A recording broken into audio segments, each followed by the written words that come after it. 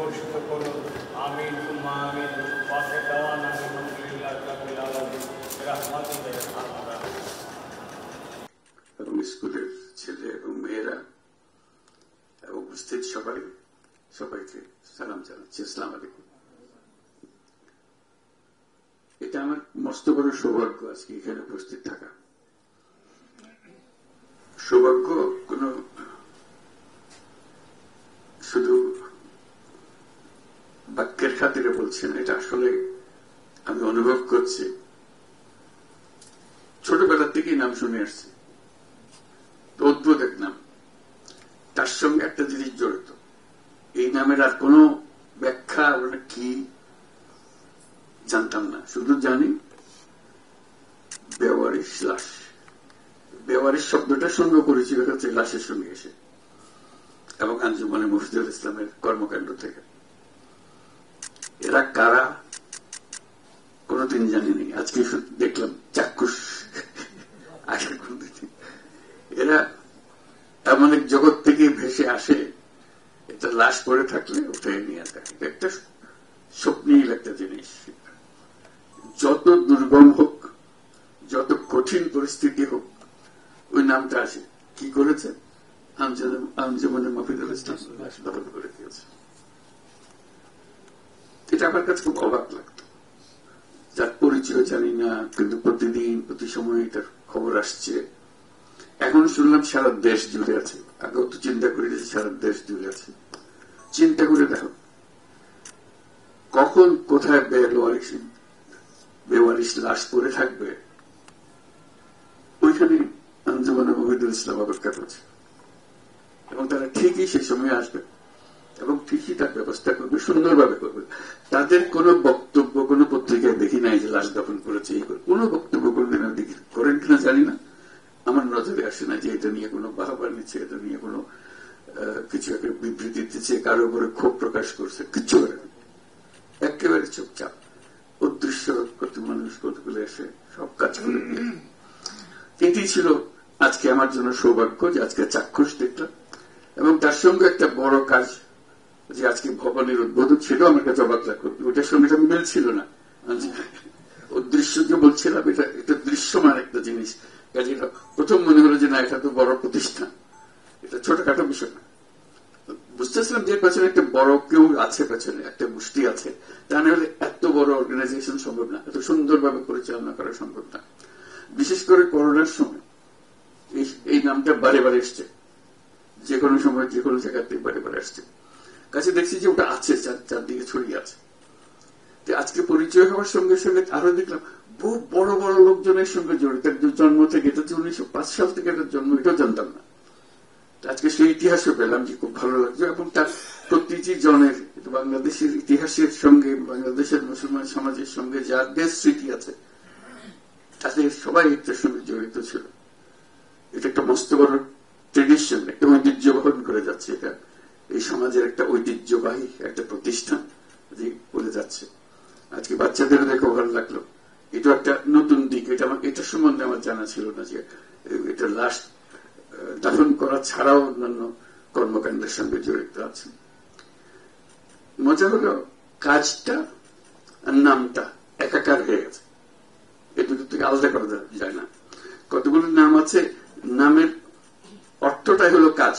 আঞ্জুমানে মুফতিউল ইসলামের অর্থ কি সালাউদ্দিন সাহেব বলছেন, যে ব্যাখ্যা দিলেন কি নাম, কেউ এটা নিয়ে মাথা ঘামায় বলে মনে হয় না, সঙ্গে সঙ্গে মনে করে যে কাজ। এই নামটা ওই কাজের অর্থবাহক। এই শব্দটাই এটা নতুন অর্থ ধারণ করেছে। এই নামটা একটা নতুন অর্থ ধারণ করেছে। এরকম একটা নাম পাওয়া মুশকিল। এটা বহু দিক থেকে এটা অনন্য একটা প্রতিষ্ঠান। এটাই আমার বলার উদ্দেশ্য, যে আজকে এখানে আসতে পেরে আপনাদের সবাইকে দেখে, সেই জন্যই আমার কাছে একটা উৎসাহিত বোধ করছি যে এরকম একটা প্রতিষ্ঠানের সঙ্গে আজকে প্রথম সাক্ষাৎ হলো এতদিনের পরে। বাংলাদেশে বহু প্রতিষ্ঠান আছে, স্বাভাবিক যে কোনো দেশে থাকে, বাংলাদেশেও আছে। বহু চেষ্টা হয়, কেউ বছর থেকে, কেউ 6 মাস থেকে, কেউ 10 বছর থেকে, নানা থেকে। এত দীর্ঘমেয়াদী একটা প্রতিষ্ঠান টিকে আছে শুধু নয়, এটা মজবুত আছে এবং বড় রকম ভাবে শক্তভাবে কার্যক্রম পরিচালনা করছে, নানা দিকে ছড়িয়ে যাচ্ছে। লাশ দহন করার সঙ্গে সঙ্গে অন্যান্য কাজগুলো যাদের এতিমদের দিকে নজর দিচ্ছে, এটা অবাক কেন? এরকম আরো প্রতিষ্ঠান খুঁজে পাওয়া যায় কিনা, পুরা উপমহাদেশে এরকম দৃষ্টান্ত আছে কিনা আমার জানা নেই। কাজেই সে একটা অনন্য প্রতিষ্ঠান হিসেবে যে এত বছর ধরে সেবা চালিয়ে যাচ্ছে, কোনদিন এটা নিয়ে কোনো খবর কাগজে প্রকাশিত হয় না, একমাত্র বলা হয়েছে আঞ্জুমান মফিদুল ইসলাম লাশ দাফন করেছে। এই দুটো শব্দের সঙ্গে আমরা পরিচিত। আজকে আমরা গৌরব বোধ করি এরকম একটা প্রতিষ্ঠান যে যারা চালিয়েছে, যারা এটা পেছনে সময় দিয়েছে, মেধা দিয়েছে, তাদের প্রতি আমরা কৃতজ্ঞ। এবং এটা আরো বহু দিকে এটার কর্মসূচি সম্প্রসারিত, কিন্তু অবশ্য মূল কর্মসূচি যেটা নিয়ে তার জন্ম এবং যেটা নিয়ে আমরা তাকে পরিচিত, তার সঙ্গে আমরা পরিচিত হয়েছে, সেটা বহাল থাকুক। সঙ্গে সঙ্গে এটাও বলি বহাল থাকুক, কিন্তু কাজটা যেন না থাকে।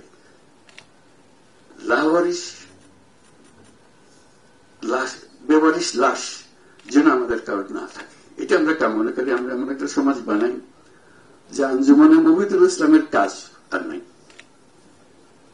এটি আমাদের লক্ষ্য। দাফন করে অত্যন্ত সুন্দর কথা, কিন্তু আমাদের লক্ষ্য যেন কারো লাশ বেওয়ারিশ হিসেবে না থাকে। আমরা সবাই যার যার মতো করে যেখানে আছি, আমরা যেন নিজেরাই এটা বেওয়ারিশ সবার আগে থেকে আমরা রক্ষা করতে পারি, যে তার বন্ধু বান্ধব আত্মীয় স্বজন কেউ না কেউ কাছে আছে, তার এটা সম্মানজনক ভাবে দাফন করবে।